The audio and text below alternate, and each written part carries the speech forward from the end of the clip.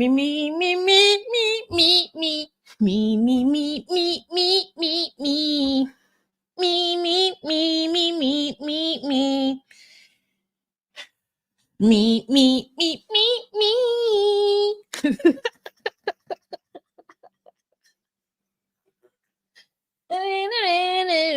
I know you're tired of it. So am I. Okay? That's why I started it the way I did. I felt like that's the Muppets version. What is wah, wah, wah, wah, wah, wah. What is a Muppet?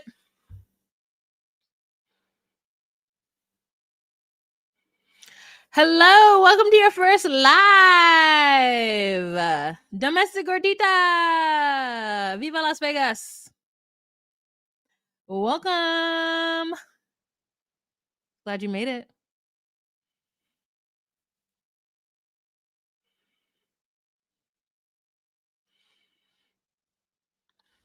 Me, me, me, me, me, me, me, me, me, me, me, me, me, me, me. Ooh, baby. Okay. Let's wait for some more people to come into the room. Merry Christmas. Oh, how dare I? Merry Christmas. Merry Christmas. Okay. Merry Christmas. What am I doing? Oh, yeah. I'm writing down the people. So we first talk about ding ding ding ding ding me me me me me me me me ooh baby. I had to literally spell this man's name Beercon. Is it like his name is Birkin, but the way she says it is Beercon. Birkin. Beercon. Maybe I'll okay.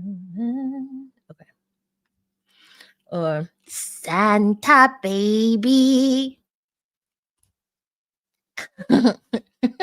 Song is so crazy, especially Eartha Kitt's version.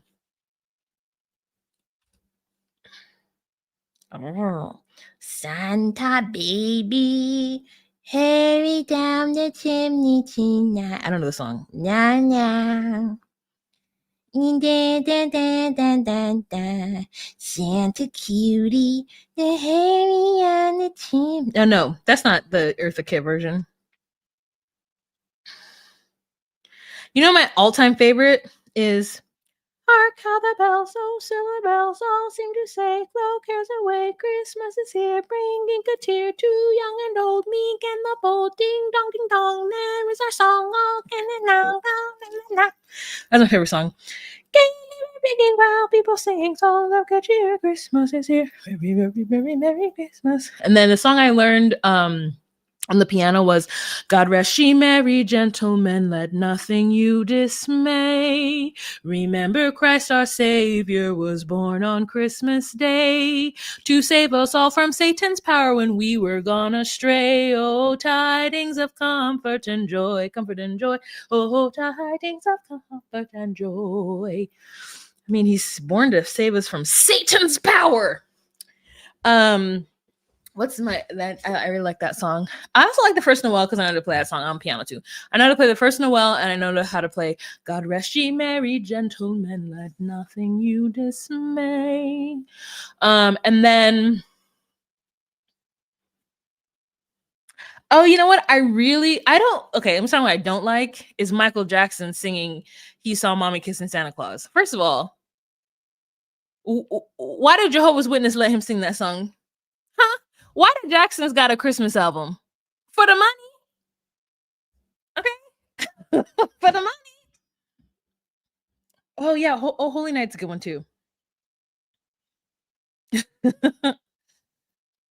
Holy Night's a good one too. Yeah. Yeah, he saw a couple things. um, what's that one that's I really must go, baby. It's cold outside. I don't know if that's a Christmas song, but it's very You know what I mean? It's very 1930s or 1940s. Like I know King Cole sang it, and that's Nat King Cole to me is a 40s artist. I'm actually really proud. Side note, I'm actually really proud of my musical lineage, like my musical library in my head. Because there are like very much people that are like very much like 40s. I can't tell you any artist that I know from the 30s because that's like too far away. But the 40s, because of big band and like Lucille Ball, and like the golden era, to me, it's like the beginning of the golden era of like Hollywood. Um, yeah, because like anything done in the 30s is just like Dust Bowl. But anyways, like Great Depression. But Nat King Cole to me is a 40s artist, even though I know he started in the 30s. And like, who else is 40s? Peggy Lee to me is 40s to me too. Um, I love Mary Did You Know? Mary Did You Know? I don't know that song. I'll look it up. Oh, thank you. I don't, you know what, Isel? I don't think I have a great voice. I'm really good at mimicking sounds. Like think about it that way. I don't necessarily know that I'm able to just be like Mariah, like Christina, like Whitney runs. Like I don't have control over the mute. I don't have control over the muscle in my throat in the way that those women do, but I am very good at mimicking sounds.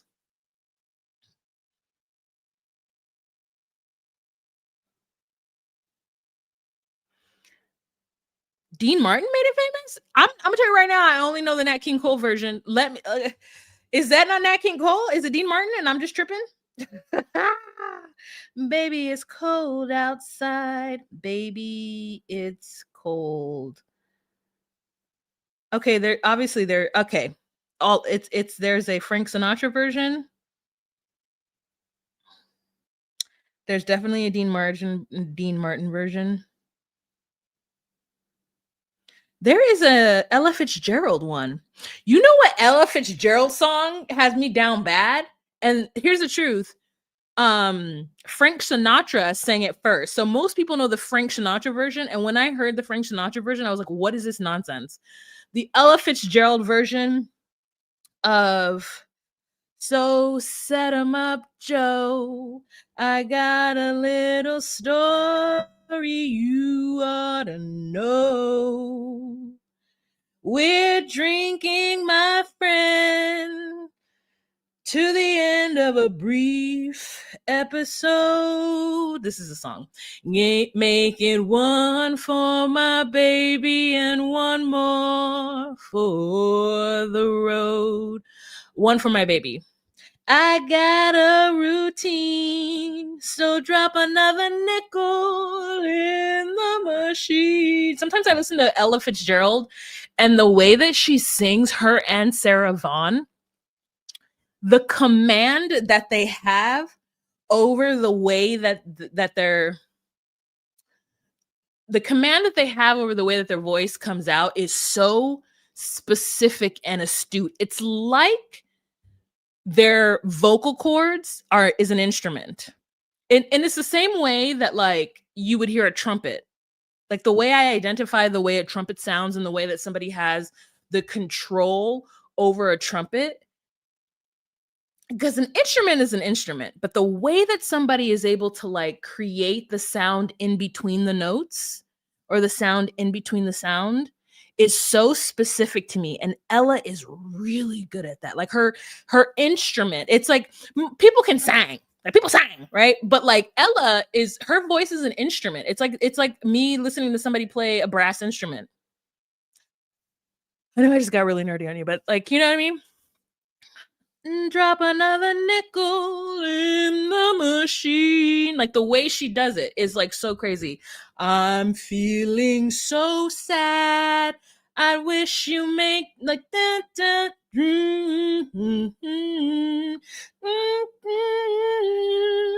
okay, if it wouldn't mess up my like monies, I would play it for you. But if you have time and you care, Listen to Ella Fitzgerald singing "One for My Baby." Let me make sure that's the one. Yeah, it's Ella. Yeah, it's "One for My Baby." That sounds like a weird version. I have a good version of it. This one I just heard right now sounds weird. But oh, actually, Bette Midler sings it too. I gotta listen to her do it. Also, Bette Midler sings a really good song, "Yule That's Cool." And I've technically the first time I heard "Yule That's Cool" is Louis Armstrong singing it. And so, but that song is something crazy with like um Yule That's Cool is like take a tip on a peppermint stick. I was like, who is touching Santa's peppermint stick? But anyways, oh, Hard to Know. Yeah. I have Ella's whole catalog. Yeah, like, "One for My Baby." Make it one for my baby and one more for the road. This is the version. Come on now. You should listen. Okay, this is what it looks like.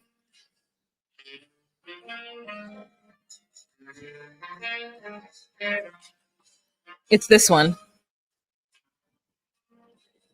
It's 2:45. There's no one in the place except you and me.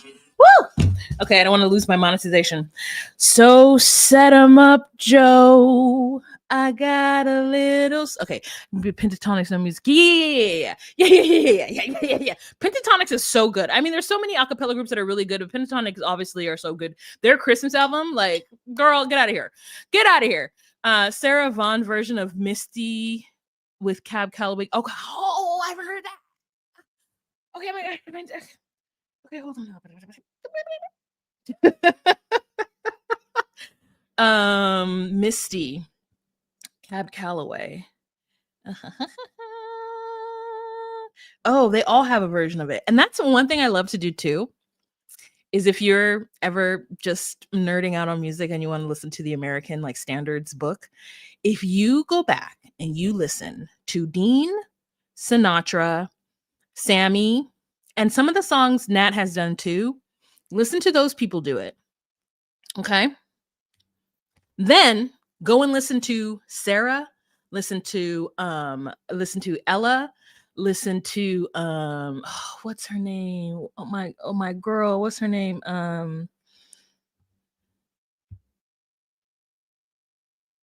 It's not Natalie. I'll think of it. But listen to all of them sing the same songs and how they take this song and make it different for themselves. Just giving you a little nerdy music situation. Sorry, I know I always start talking about something different, but you know, we're here having a good time and you can always skip around if you're not watching it live. Oh yeah, Billie Holiday. Yeah. Yes. Lena Horne. Lena Horne is in that too. So if you listen to Billie, Lena, Ella, and Sarah Vaughan, and there's another woman that not Nancy Sinatra. Why do I want to say Nancy something? She's black. Listen to her version of it too. And just like they're all in the same era, they're all on the same circuit of like music shows. Like they're all in Vegas, they're all in Atlantic City. The black folks are obviously on the Chitlin circuit down south doing their thug thizzle, but they're singing the same song. So if you listen to the different versions of each of the songs, it's just so magical to hear them all take a song from the American Standard songbook and just like sing them differently. It is quite a journey. So you get to know like whose version of what song you like the most. Nancy Wilson, girl, thank you so much. Thank you so much. Thank you so much for that, Nancy Wilson. Nancy Wilson. Okay. One last thing about that. My favorite song from Nancy Wilson is Satin Doll. I love her version of Satin Doll.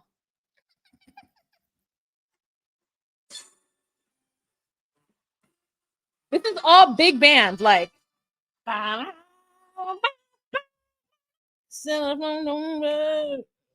you know, I'm using my with you know speaks Latin. My satin doll. Oh, Baby, shall we go out skipping? Careful, amigo. It says you're flipping, but I go, you're tripping. God bless the child. Girl. Yes. I ain't nobody's fool, but I'm playing it cool as can be.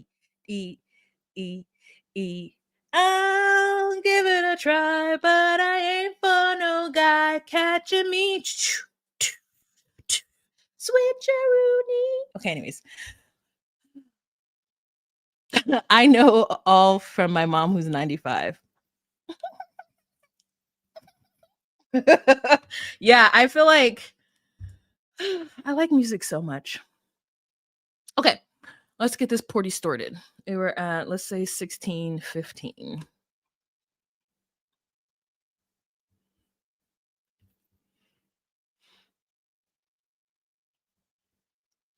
Hey guys, it's Wahima, but just call me Wah. Melanated!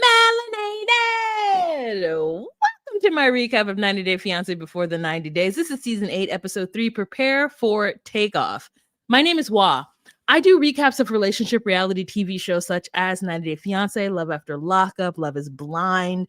So if you're at all interested in that content, please go ahead and subscribe to my channel.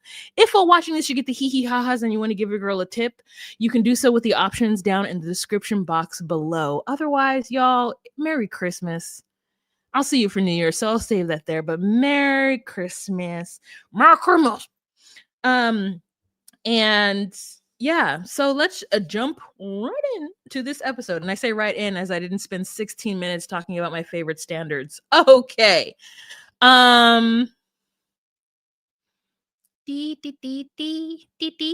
Okay, so first we're gonna talk about Laura and Birkin. No, that's not them. Nope, not them either. Nope. Still haven't seen those people. Saw them today. Nope. Nope. What? I didn't take a picture of them. This? No. Where are they? Here they are. Great. They meet in. We now know that they meet. So here's Laura and Birkin. So Laura's 47 and she's from Vancouver, Washington, and she's taking a big trip of her life. She said that she's never flown over an ocean before. And so the last episode we saw her and her crying ass friend Michael, and she gave Michael the opportunity in front of America to state his everlasting love for her before she booked a trip to go to Turkey to see her 20-year younger man Birkin. Now, Michael couldn't do it. He's like, I'm so used to people not liking me because of a birth defect that I just, even though I hang out with you every day and I'm very jealous that you're going across the seas to see a man who doesn't want you to be my friend, I still can't tell you I love you. And so we're all like, well, that ship sailed. So she's like, I'm not going to wait for him. I'm not going to wait for him. I'm not going to wait for him. Okay. What a great idea. What a great idea. I'm not going to wait for him. So she is like, I'm just gonna go and do my thing. I gotta do what I gotta do. And I was like, yeah, girl, do what you gotta do. So she is getting everything ready, worried about like losing, not bringing anything. And I was like, you know what? Here's the trick with packing. Yes, there is always going to be a worry that you're going to forget something. But here are the things you need: underwear, socks, and your toiletries. Those are the things you need. And really, not even toothbrush or toothpaste, because every country has that. When I say toiletries, I mean you need your skincare products that you really enjoy. You need your makeup that you really enjoy, especially if you're a person that is going to a country where people do not look like you, and so they may not have your makeup. You do that. But underwear and socks and like a pair of comfortable pants is really what you need. Everything else you can kind of forget. And you also need to leave a little bit of space in your luggage, right? Because you're going to bring stuff back. But everything else, I think you can mainly get in other countries, right? You can get hairspray. You can get a lot of different things, but there are just those things that you cannot get with that. You can even get underwear, girl, but then where are you going to wash the underwear before you put them on your bidet, right? Okay. That being said, she is excited and she says she's going to meet the maybe love of her life. And she's like, my parents are taking me to the airport, and I'm really surprised that they wanted to do this because they're very conservative and Catholic. And I don't really understand what it means to be Catholic because I've grown up around Catholics, but I've never like identified. I've never had like any in like. I just Catholics are Christian, like they're just Christians that do this a lot, and their church is boring. You know what I mean? So I don't have like you can't tell me someone's Catholic and conservative and have me immediately understand what that means. Now, when you put me in a car with a mother who is like, I want my daughter to feel supported, but before we show her support, I'm going to berate her on national television from the back seat of the car, and then talk to her about her dating a Muslim. That's when I'm like, oh, like that's when I'm like, oh, I don't think I ever really grew up in a community or in a culture or in an environment where people were actively talking negative about other religions. So you know what I mean? Like there was never an inference or like an actively speaking negative about another religion that I like go, oh, that means that you're going to be this. Like I know that there are tensions between religions in the Middle East for sure. Right? Like I know that like the Judaism and the Islam, that's weird to say that way, but like they have like there's a fight going on. Like I know that.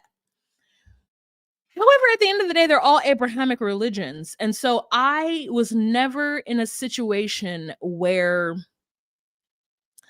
I was raised to believe, like the first time somebody told me that they were Jewish, I was like,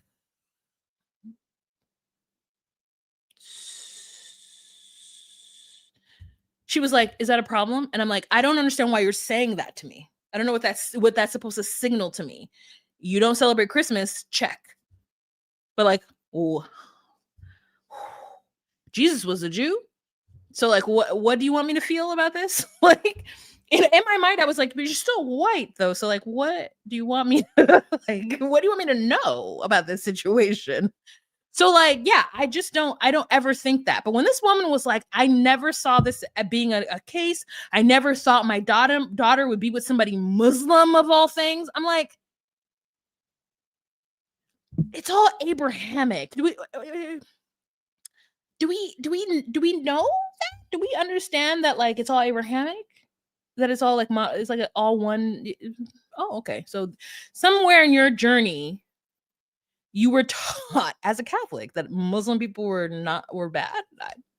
It's so confusing to me. I never expect it. Never expect it. And so when it happened, I was like, ee! And Laura's like, ee! You know what I mean? Like I know Laura's like, what? And the dad's like, ha, ha, well, I've got chin hairs that are older than him. And ha ha ha, you know, trying to like bring his wife from the dark side. And she's like, it's not funny. Don't make a joke of it. And meanwhile, Laura is 47. Okay, 47 years. That's wrong. It's not 40. She I don't know how much a score is, but she is like got 40 decades under her belt, 20 of which she's been an adult. And I'm like, cool. I wish that I would be in a situation where at the age of 35, my parents would be in the back seat telling me nonsense. Thank you so much, Babs. Oh, Babs, I didn't know you were in Canada. Thank you. I am astounded at this woman's gall. And then like the way people just don't even know what they're saying on TV. They don't even, it's one thing you could just be like, hey, I really thought that you would marry, be within a relationship with someone who, believed that Jesus was the son of God. But, like I want the best for you, something. But to be like, I never thought this would be my life. Girl, it's not even your life. 1, 2, she's just going to meet this baby. Okay. This child in this other country. Let your 47-year-old daughter who just lost 135 pounds go live her best life. And you stop worrying about her and what she's doing because you did your Catholic thug fizzle. You married your Catholic man and you're living your conservative life. So you already did what you had to do. Do you need to be worrying about 47-year-old Laura? Take a step back. So Laura's like, I did not expect this to be the way it was going to go. Like, my parents just finished like yelling at me in the car, mainly my mom, from back. Like, the mom didn't even have the audacity to sit in the front. She sat in the back so she could just yell at the back of Laura's head. So there's nothing Laura could do, right? Just like hearing all of it, just like just like hearing it all come from the back, right? Just like crazy. What, like, you don't know what you're doing. I can't believe you. This is a, like, you know, the big red flag. He doesn't love you. And I'm like, damn. Damn, Elaine, chill. So the mom's just like, and then Laura's like, okay, thanks. And she's like, we're just pointing out our concerns. And I wrote, Mom's being an asshole. Oh, okay. So then Mom starts to cry at the airport. I don't know if she thinks that she's never going to see Laura again, and Laura's about to fly into Turkey, have a hijab just thrown on her, and then her being thrown into a basement, never to see her again. Like, never to, just like, she's gonna get to Turkey, someone's gonna launch a hijab at her, wrap her in a habaya, and just like in an abaya, and just like throw her in a basement, and she will never see Laura again. So just like, she's crying and shit. And then Laura's like, okay, I just gotta read some smut. I gotta read some like sex heavy, like his quivering tip into like I gotta just decompress. And I said, girl, you're reading Heated Rivalry because you should be. Some smut with a good through line. Okay. And then we cut to Birkin. And so we find out that Birkin is whatever age he is, 25. He thinks that she's 45 because he tells his friends she's 45 when Laura is full 47. Now, I'm not saying that 2 years makes a difference, but for some reason in my mind, 47 is 50. Once you are 47, you are 50. You've just jumped. You're no longer anywhere in 40s. You're in your 50s. You might as well be Rick. Okay. He sits with his friend Memo and Tugba. And he's talking about how he doesn't like her having friends, being friends with Michael, yet Tugba is just sitting there. And I'm like, are Memo and Tugba in a relationship? Why are you wanting her to not have the audacity of a little 25-year-old to tell me, as a grown woman who lived a whole life and lost 135 pounds, that I can't be friends with Michael? You don't pay any bills, okay? And not only does he not pay any bills, his big secret is that after he tore his ACL and can no longer play sports, he don't got no money. He has put all his money into businesses that went bad, and now he's in a financial position, and he hasn't told her yet. He's like, I'm waiting to tell her face to face. I want to tell her face to face that I ain't got no money. Okay? That's what I'm gonna do. Face to face, no money. And she just has to deal with it, I guess. If I'm a fly to Turkey to be with a little 25-year-old, there's no way that I'm expecting him to do anything for me financially. It's crazy. But I expect him to do for him. And I'm gonna tell you right now, I'm not gonna do for him. You better do for you. So yeah, and I was also like, why don't you go find a job, sir? Sitting out here having a good time with playing that's not Mahjong. What were they playing? They were playing a game that I wish to learn. I want to learn Mahjong. I want to learn any game except for chess because I already know how to play it. I'm terrible at it. I don't get the strategy of it. I can't think 2 steps ahead. But like, I want to learn to play games that people be sitting outside playing. I know how to play dominoes. Again, know it, don't understand the strategy of it. But spades, I'll fight you in spades. I can play that real well. All right. So yeah, he's not close to his family, which is sad because I want to know what happened and what's going on with that. But yeah, we get a little bit about him. So just to remind you what he looks like this. And she thinks that he is so beautiful, and I would beg to differ. He looks like a rodent. He's too skinny for me. That's just what it is. Look at that arm. Look at that arm. You see this arm? Look at that arm. Look at that arm.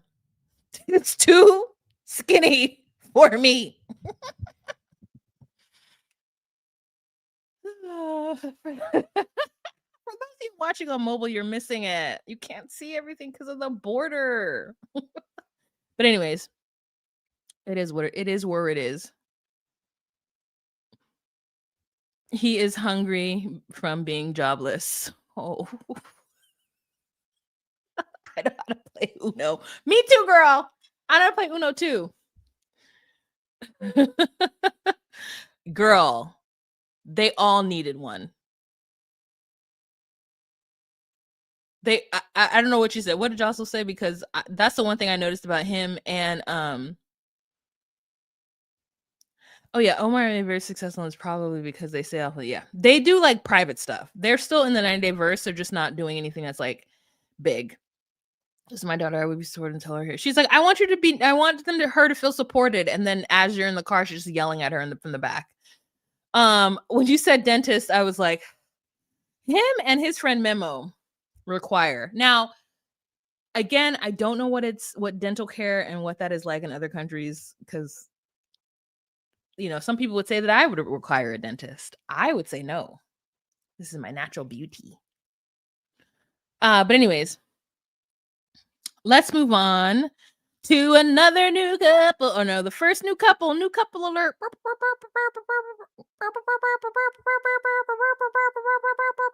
This wig looks really good on Lisa. This is I don't know if they like photoshopped it, but it looks really good. Okay. So we've got Lisa. I have 2 pictures of her. And Lisa is really good in front of the camera. She's very good at telling her story in a very clear manner. She's got a great smile. And the way that her story unfolds is very interesting. Okay, here we go. So she's first driving in a car. She's 52 from King of Prussia, Pennsylvania. And she's with her daughter, Faith, who she says from her own mouth is the center of her world, love of her life. And as we go through her segment, we will understand as adults that is not true.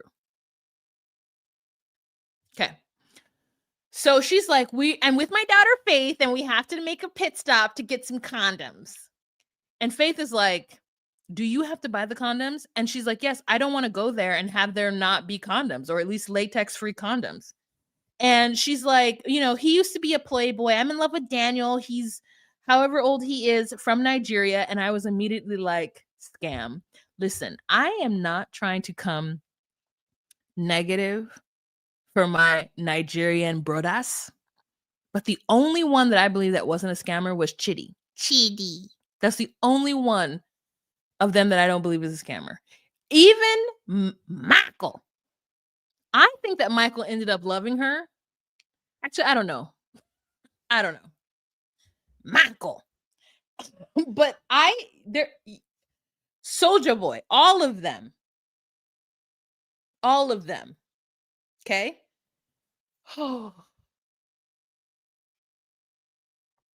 She says that she met this man as she was minding her own business on social media, and he just messaged her out of the blue.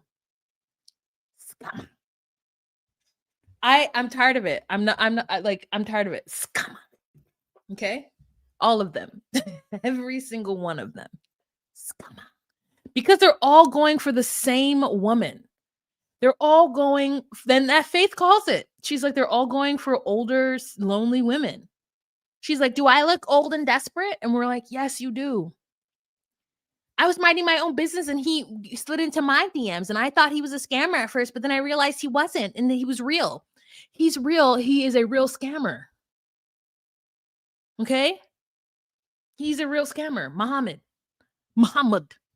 Okay. So they have a conversation between what's the difference between a gigolo and a playboy, because Daniel told her he used to be a playboy. And Faith has to explain to her that a gigolo is a male prostitute and a playboy is just a man out there with a dirty D with no money.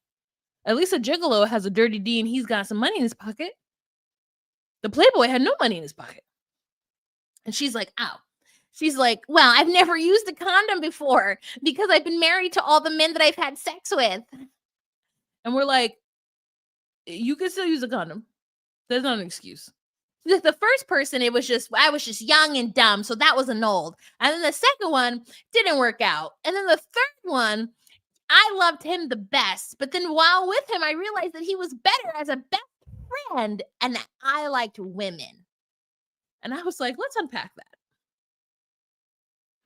You liked him the best, but not enough to remain in a relationship with him because you liked women. So did you really like him the best? Did you really like him the best?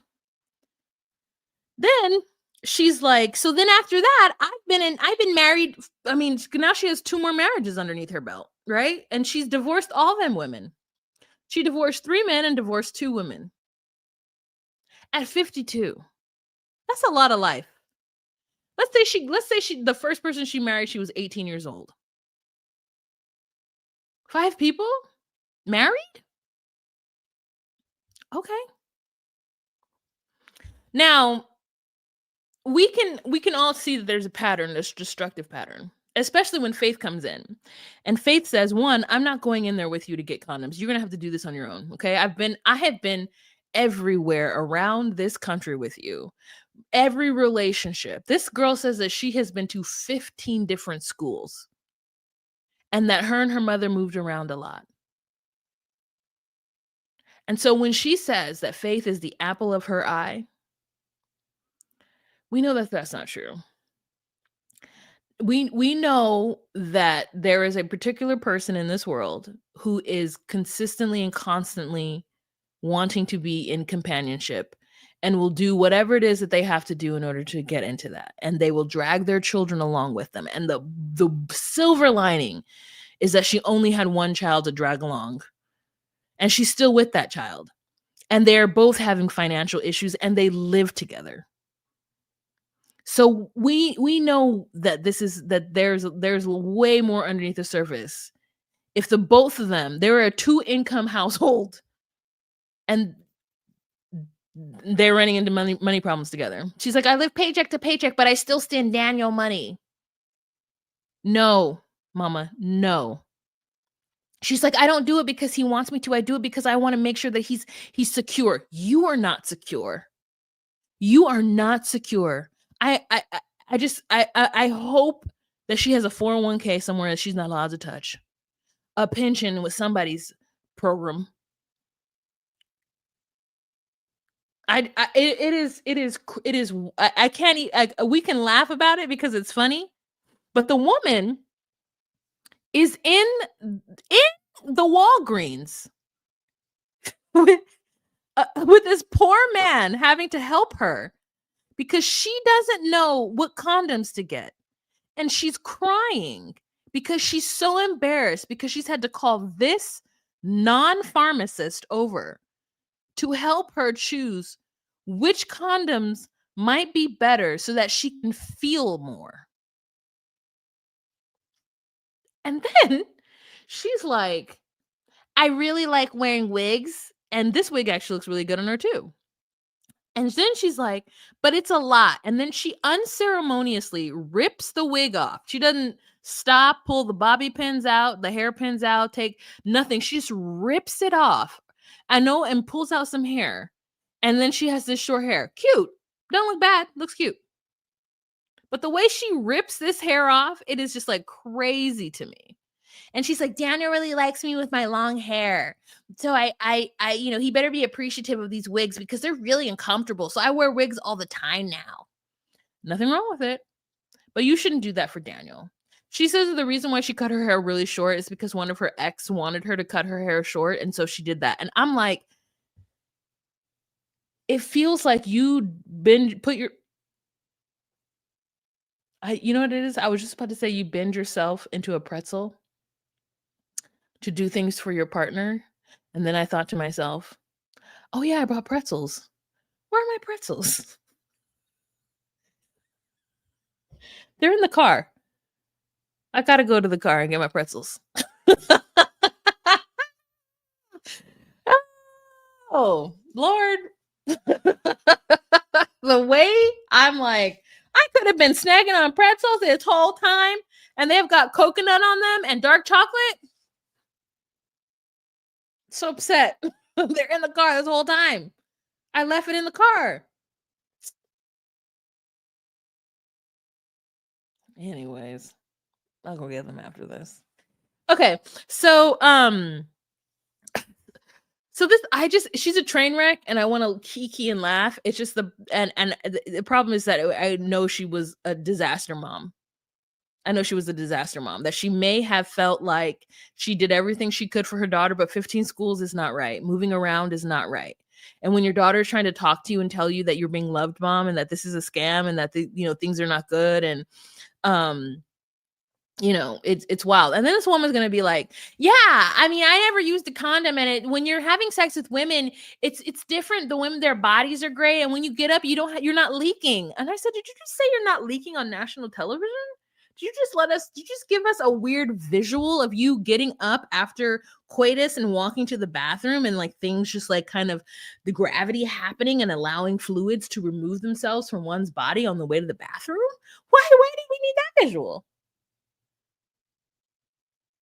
What? Why was that something that I had to be privy to?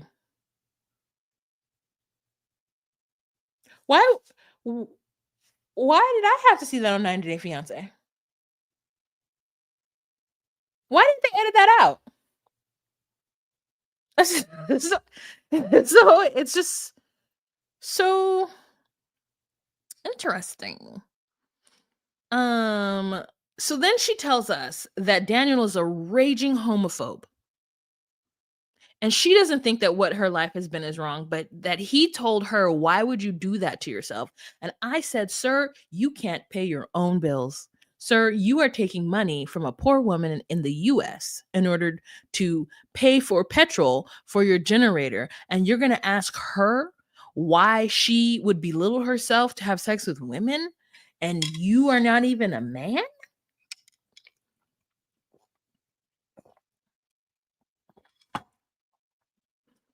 The self destruction is so wild that she's entering into a relationship with a person who told her to her face that she weren't ish, because she wholly lied to him and told him that she only like messed around with a woman one time, but she's actually been in relationships with two different women for the last 21 years.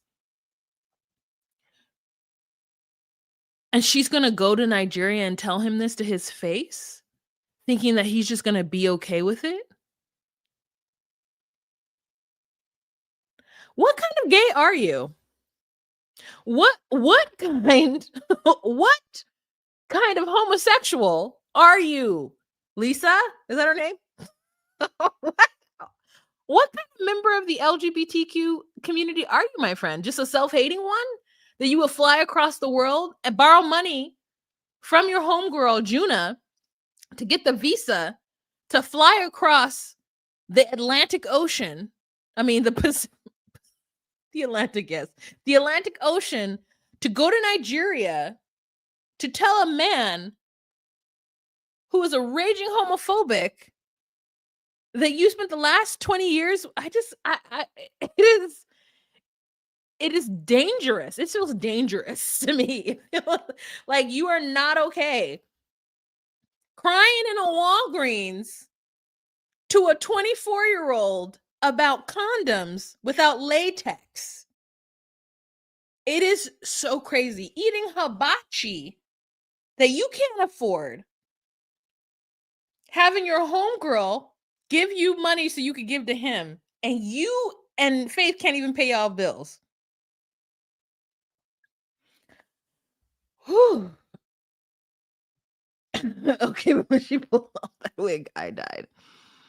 So not ashamed that she's okay to keep her truth a secret until she sees him in person. Oversharing is a trauma response. That's a lot.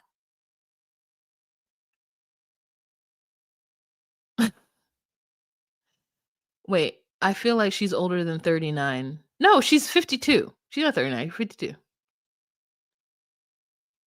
But she's not ashamed of herself. It's a lot. It is a lot. This woman is desperate for love that she would go across the Atlantic Ocean to meet a man who doesn't approve of her lifestyle. He ain't got two pennies to rub together, and he got the audacity to look at her and talk, and because she messed around with a woman one time in his eyes, that she be somehow belittled herself. Girl, if you do not stand up for your community, if you don't stand proud in your community and who you are, I don't. Love is it's not. She's like, I really think that this is it. I really think that this could be the love of my life. Just like chasing a dream. You got to be okay being alone, babes. She's gonna continue this pattern of behavior until she's no more. She's got to be okay with being alone. Several Seath. Yeah, a full-time scammer. He's got malaria. Then he needs to take himself to the doctor. He needs to do what he would do. Like Faith was like, well, then what would he do if you weren't giving him money? He survived this entire time. He's 30-something years old. He survived this entire time. But when he meets you, he happens to get malaria and you got to send him money. It's crazy. That's crazy. Romance scam is what Faith called it. So Faith gets very upset because her mother gets defensive. And so Faith gets up and she walks away, and her mother has to come out and be like, I'm so sorry. I know what I've put you through. So she actually acknowledges that she has done this. And she's like, I just really think that this is it. And her daughter has to look at her. God, I mean, sometimes just people can't be counted on. And it sucks if you are an only child of a person who cannot be counted on. And you've had to grow up and you've had to, I mean, imagine what situations Faith has been put in. Who knows if, there's just, who knows the situations that Faith has been put in because of this woman. So anyways, I'm here for the train wreck, but it's just like, Lord have mercy. Lot of mercy. Okay, speaking of lot of mercy, let's move on to Stig and Vivian. You know what? I'm okay with them. Whatever roller coaster ride we get on with these two, I'm okay with. They're appropriate age. He's 30. I don't remember how old she is, but she's appropriate age. And they're both two adults, no kids, making silly decisions, but it's fine, So, she's running through the airport trying to catch her second flight. And then we move on to him. And he's like, hi, I'm Stig the Artist, also known as Erlin Dwayne, which is a very Creole name. He's actually a Creole. Okay, just wanted to let you know, because if he's Creole. And so he's with his homeboys, and he's like, I've done a lot, the last couple of years to, bring myself up to the top where I am. He basically is like, I'm at the top of like the Belizean charts. And I was like, how much money do you have? Because I feel like I feel like there should be more. I'm like, what do the Belizean charts look like? You know what I mean? Because he's obviously very popular. He got recognized in the airport by one person, but the fact is that he's able to drive around by himself. He's able to be in public without people mobbing him. So I'm like, exactly how? I mean, what does the fame look like in Belize? Because it's looking very like popular and less famous, So he's like, he loves to sing for the ladies dim. And he introduces his crew. And who cares? He's like, this is my DJ. Them are my producer. This is my best friend. This is one done my social media. And so then they go through and do all of that. And then they're all like, girl, sorry, not girl, man, you can't only have one woman. He's like, I'm a one burner. And then they're like, oh, one burner. Now here's the truth. Stig has education because his English is like the median English, and then he goes into Creole when he's talking with his homeboys. He goes back and forth in Creole, and then his friend did too. So when the friend's like, "Yeah, breed her," that is Creole. You know what I mean? Instead of like, "You're gonna get her pregnant," he's like, "You're gonna breed her," and I was like, "I don't like it. I don't like it. Don't tell me you're gonna breed her. Get out of my face. Get out of my face. You're gonna breed me? I'm sorry, am I a brood man? You want breed me? Get out of here.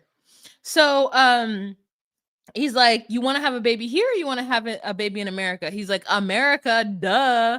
And I'm like, yes, that is the dream. Good for you. So he's like, I'm gonna take her to San Pedro. San Pedro, if we were in California, but he's gonna take her to San Pedro. And because that's one of his shows are. So they're like, yeah, you're gonna take her to San Pedro, but the ladies be up on the stage, trying to put it in your face. So is she gonna really be okay with your lifestyle? And first I'm like, what does that mean, lifestyle? But basically what it means is that he's an artist. He's got to go out there, he's got to flirt with the ladies. The ladies are gonna flirt with him and they're gonna throw themselves on him. He's used to having 2 tree women at one time. But at this point, he's gonna turn it to make it so that he could just be with her. He has an opportunity to be with a blonde American woman, and so he's taking that opportunity with gusto. And I said to myself, you know what? At least the man has enough money to get a room in Belize City for her and to meet her at the airport, because most of these broke jokers don't have no money for do this. And so at the end of the day, if she's gonna pick somebody, a man from Belize, make it have money. Stick to have money. And I'm okay with it. So I want to see this. I want to see this through fruition. She throws away the Chinese food. So the Chinese food was a gag, thank God. And he's like, I want to eat it. And she's like, don't eat that. He's like, no, I want to eat it. And I said, don't eat it. Don't eat it. And she throws it away. And so they have a good meeting and they kiss. And the producers asked the stupidest question, which was, how was the kiss? And I would have been like, I'm going to be, listen, if I would never do this show, but for whatever crazy reason, I was just out of my mind and I did the show, and a producer were to ask me a stupid question, I would say, that's dumb. No, I'm not going to answer that question. Next question. Don't ask me how the kiss was. It was fine. It was a kiss. I kissed this person in front of 8 people. Trio which have a camera. The kiss was fine. It was okay. And so he's like, I was gonna take her back to my spot in Belmopan, but I'm not gonna we're gonna stay here in Belize City. And I know that airport. I was like, oh, I know that airport. Except for I've never actually left the front of that airport. I've always gotten another flight to Dangriga, which is south of Belize City, which is a 45-minute plane ride south of Belize City, because I've never stayed in Belize City. Fun fact about me. You get into one of these little 7-seaters, and it is the scariest thing you've ever done in your life. I'm gonna tell you right now. Every time I get into a little 7-seater airplane, I'm always looking out the window like, okay, if we crash, I'm gonna unbuckle my seatbelt on the way down. I'm gonna kick this window out and I'm gonna swim. Like I always have to have a contingency plan. A 7-seater is wild. I might as well fly the plane. So I was like, oh, I know I know the inside of the airport, but I don't know, because when you leave the front, you go through the front. When you get another flight, you're in the back. Jesus Christ. Jesus. Jesus. So anyways, I'm okay with it. He set up the room really cute for her. And then she has a surprise for him, because he's like, I'm not an animal. I'm gonna just feel the vibe. I'm not gonna try to have sex with her the first night. If we do it, we do. If we don't, we don't. I'm a gentleman. And I said, I like that for you. So he sets everything up. They have some good time. The cameras are there for far too long. She goes and she changes into a little onesie teddy with and I thought it was cute. And I was just like, girl, you can't. Every single man in that room would have to give me $5 for me to walk out in a thong. If you're going to see my butt in a thong, $5, sir. These women who be out here just in the thong and letting these producers see them, give me money. You have to give me money to see my naked booty cheeks. That's it. You got to give me money to see my naked booty cheeks. These women are crazy. It could be me. I'm gonna put on a teddy and then get into it. Not for free. But anyways, so he tells her straight up, he's like, listen, I have a lifestyle. And that lifestyle is I'm on the road and I do shows and I talk about women. I dance with women. Women are on me. It's a part of the lifestyle. I need you to respect that and not try to come between me and my money. And she's like, well, of course, I want to respect that. And I think it's great. But also I want you to respect me as your partner. And that's where the problem is going to be. Because how she's going to be jealous. And she says it. She says, I think I'm going to be jealous of the fact that, he's got all this going on. And so yeah, so I want to see if she's able to deal with the amount of attention that these other women give her, and the shade that they're going to give her, the shade that she's going to get for being a white woman from the US that has come and taken their good man Stig artists away from them. Because all the Belizean women is like, I want to marry Stig. I want to marry him. And now he's like, I want this woman. You're not going to marry Stig, sister. You're not going to marry him. Okay, what are you guys talking about? Oh, God, I haven't been writing down anybody. I haven't been writing the timestamps for anyone. Just going to have to suffer through it. Just because the booty is in his face doesn't mean you have to snack on it. Oh, love that. What a good one. What a good one. That would bring you into another season while producers like that. Oh yeah, I'm not doing it. Get out of my face. I always think of what I'll do too when the plane goes down. I did a 7-seater once in a storm in Jamaica. Oh, Jocelyn, I'm so glad you're still on Earth with us. In a storm? In a Jamaica? Girl, you better than me. I'm just like, Lord, take me down to the river. They wash me body for heaven. Like, I would just, if I were in a storm, I would go to sleep. There's nothing else to do but pass out and go to sleep. You can't do nothing, boy. You can't do nothing. God. Oh no. No. Up the price. Oh my gosh. Don't cast me. I'm not gonna apply. Glad you're here with us.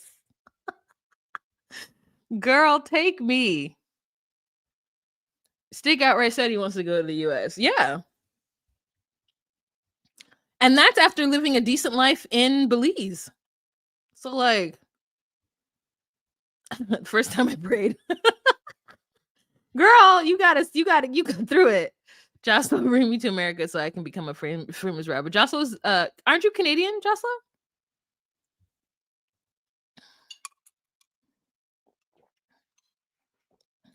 Anyways. Let's see. Next couple that we are gonna talk about.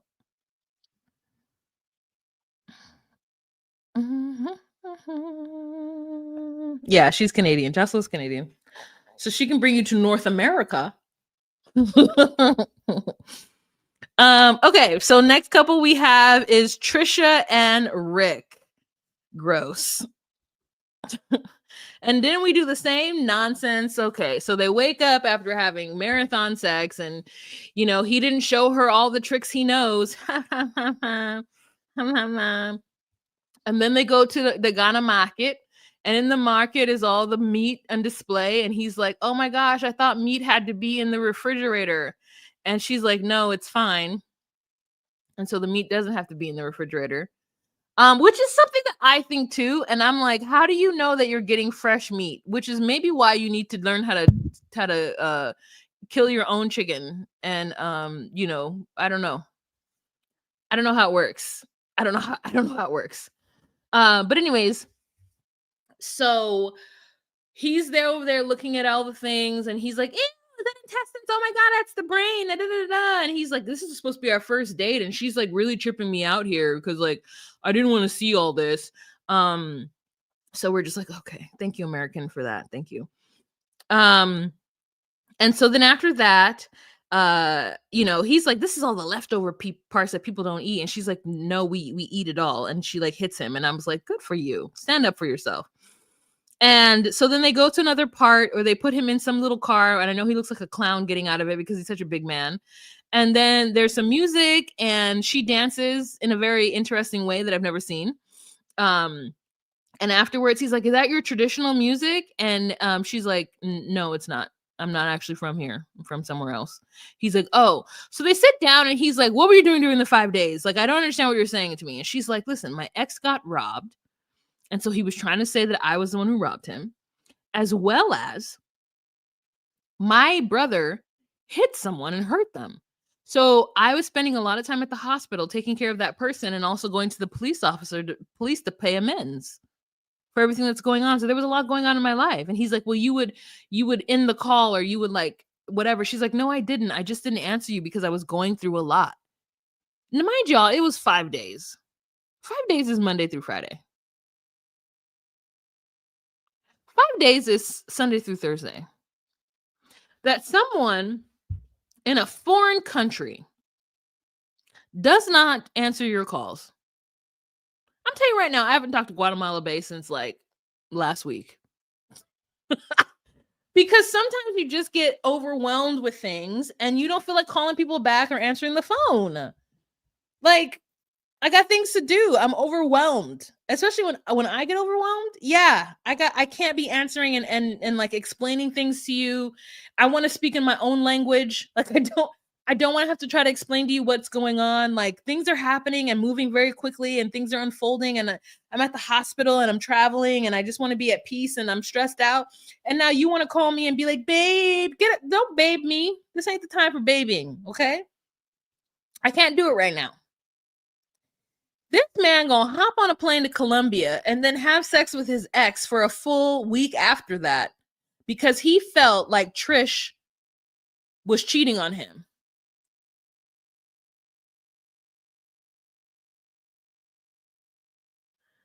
I said, "So you do got money?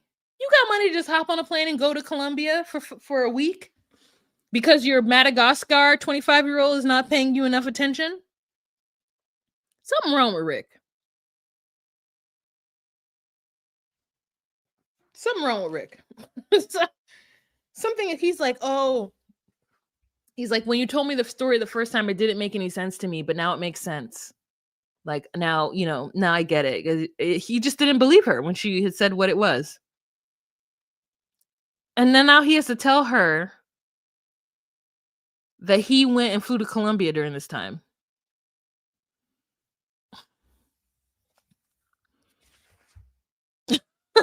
They're crazy. These folks crazy.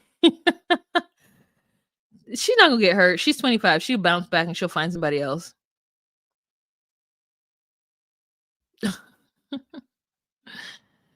How did he so quickly stick his wick everywhere? I can't. He's a red flag. A walking red flag. 5 days and this grown fool went to Colombia to cheat? Exactly. Maybe a quick text can alleviate suspicion in a long distance relationship. Girl, I don't ever assume that somebody's cheating on me. I assume everybody busy. We busy. Uh-uh. People are busy. People are busy. What are you talking about? What are you talking about? 5 days. I'm busy. I got things to do. It's too much. It really is just too much. Okay, let's move on to Sheena and Forrest. Oh, why won't they give us? Oh no, this is not them. Oh God, we have still more couples. Lot of mercy. Why won't they just give us everything that we want from Sheena and Forrest? Why do we have to piecemeal it out of 3 episodes? I was really frustrated. Okay, I was really frustrated. Oh, it didn't download my pictures. So here, let me go find them because I want to talk about it. It was such a sweet moment that I want to talk about it.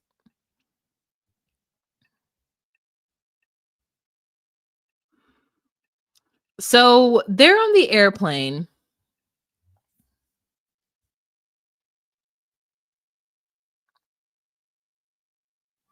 And Molly done lost her passport, child. I don't know if she left the passport in the back of the thing, but I'm glad that she checked for it before anything had happened. So Forrest again is having to corral his older parents who can't figure anything out.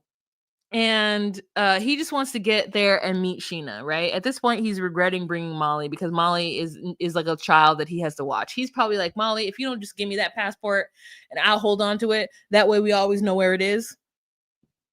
And they are bedraggled by the time they get there. Okay, they are bedraggled by the time they get there. Molly's been sweating, everybody been sweating. So Forrest goes off to get freshened up so that he can meet Sheena. Cut to Sheena. Sheena has brought some items with her because they've rented an apartment so that they can all stay and hang out together. And mainly she brings jackfruit. I've never had jackfruit. I don't want jackfruit in the can. I want somebody to make it to me in the way that it's supposed to be made so that I could taste it correctly the first time and really have an educated opinion on whether or not I like it. But she's like, I want him to taste, Filipino cuisine and delicacy. So I brought the jackfruit. And it's a big ass jackfruit. So I'm happy for them and I hope it's delicious. Once they get there, Forrest comes off this plane and he is just saunters up to her very slowly. And this is the look on his face. Like he's so excited, but at the same time doesn't look excited at all. Not one moment. And then we've got Sheena, who's over here just so emotional, watching him walk towards her, raising her hand like, it's me. And he's just walking towards her slowly, like, babe. And then they hug, and his immediate thing is like, we're going to be together forever and love each other forever. Don't worry. Everything is perfect now. And she has got a big smile on her face. She smells like all kinds of fruity perfumes, and he really loves it. And I'm like, what in the Back to the Future is he wearing? What in the Marty McFly vest is this man wearing? Who told him to put this vest on? It is wholly unnecessary. Just imagine this outfit without this vest.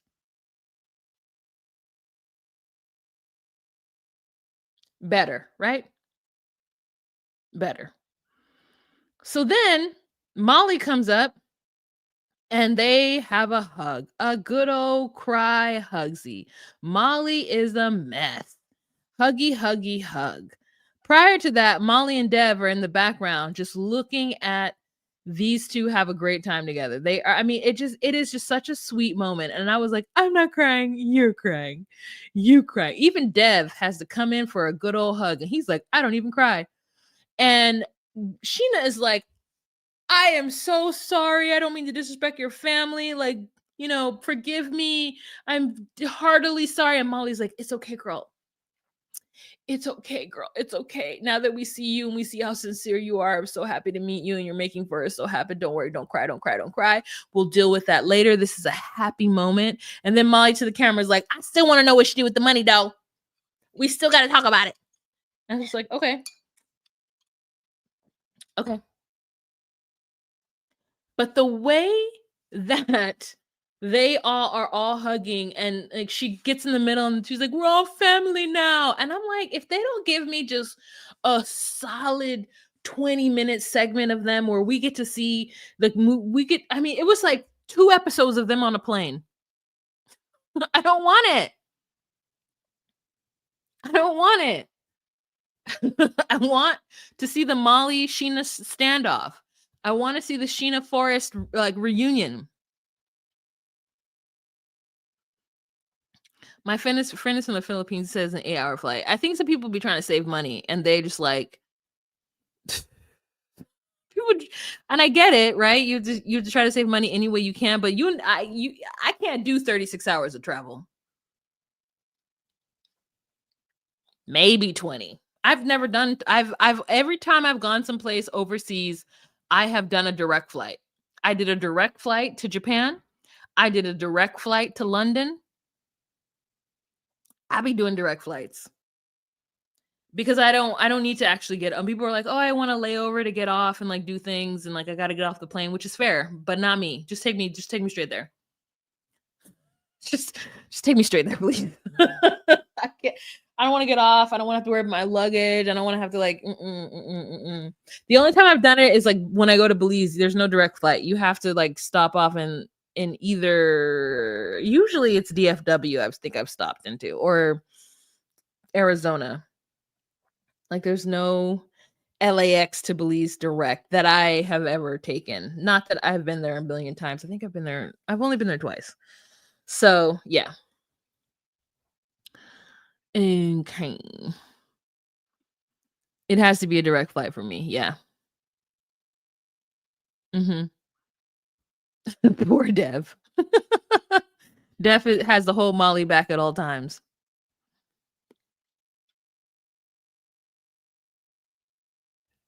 Yeah. Oh, for sure. It was not a true ghosting. Like ghosting is when somebody disappears off. Oh, this is a pretty picture. Hi, Bridget. Nice to meet you. Ghosting is when like someone disappears for like 2 weeks, a month, and then either contacts you, which usually ghosting means that they don't contact you at all. They're just gone. It wasn't a true ghosting. She was just she wasn't as communicative as usual, and so he hopped on the plane with his an absolute child. An absolute child. I'm the queen of a nonstop flight, especially with these frequent delays and cancellation times. Yeah, I'm not running through an airport to get to catch a flight. You just gonna have to sit me up in a hotel. Okay, you get me in this hotel, get my luggage, get my hotel, pay for me to do whatever. Because I'm not running in an airport. I can't do it. I can't run for the bus. I can't run in the airport. I can't. You can't. I cannot be taking public transportation running for it. I have done it one time, and that's because I was with somebody who was like making me late. But like I can't be. I can't. Just go ahead. Go ahead and go without me. The pride is too strong. I cannot be running in public because then I have asthma. Then I'd be bronchital and shit. And then like I was running in the hallway chasing Gato yesterday. I mean, in between here because I went into the trash. I took him outside so we can get some like different looks. He's not just in these four walls the whole night, the whole day. And then I was like, okay, let's race back to the door, Gato. And so I started racing, running. And then as soon as I got to the door, I was huffing and puffing. And I said, oh no, I can't do that. And I just ran from the trash chute to the door. It ain't nothing but 5 apartments over. Like, imagine me running through an airport. Girl, the embarrassment. The embarrassment. I'd be so embarrassed. I don't like it. I do be running the airport though. I can't. The closest I run is the people mover. I'll walk on that. Like when you're like walking and it's like that treadmill thing that like takes you. I'll walk on that. I'll speed walk on that. I'll speed walk. Can't be running. Oh girl, pre-check is it. Pre-check is it. I do pre-check. Now the problem is once you leave the country, you'd have to get like global entry or something, some different type of pre-check to not have to do that. But like, yeah, it is. It is especially so satisfying when there's a really long line in like the regular, and you're just like, and it's not even. And the thing is though, getting pre-check is not even that expensive. It's $80 for 5 years. You just have to go get fingerprinted, kind of go through the rigmarole of going to an authorized place and getting fingerprinted and get your picture taken and getting put into the TSA system. And that's it. And then for the next 5 years, you just skate through the airport like a boss. I mean, just through TSA. Now, if you had pre-check and Delta Sky Lounge, rich.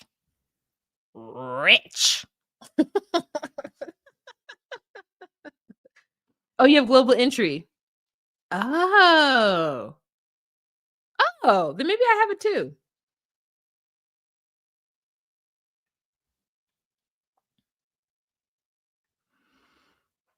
I hate running through gyms because then I gotta sit there and that's what I'm saying. I gotta sit there afterwards and be like, nah, I'm not running. I'm not running. Just go ahead and I catch the next one. I catch the next one. How many buses have I missed? Because I'm just like, no, there goes the bus. I can't run. I can't run. I can't run. All right, you guys. That's the end of this episode. Merry Christmas. Merry Christmas. I wish you a very happy Merry Christmas. Oh, take this off my head. And that's the end of this episode. And I will check you guys next week after Christmas. And then we can do like a little New Year's party. All right, y'all. Have a fantastic evening. Remember to be you, be true, and find your place. Bye.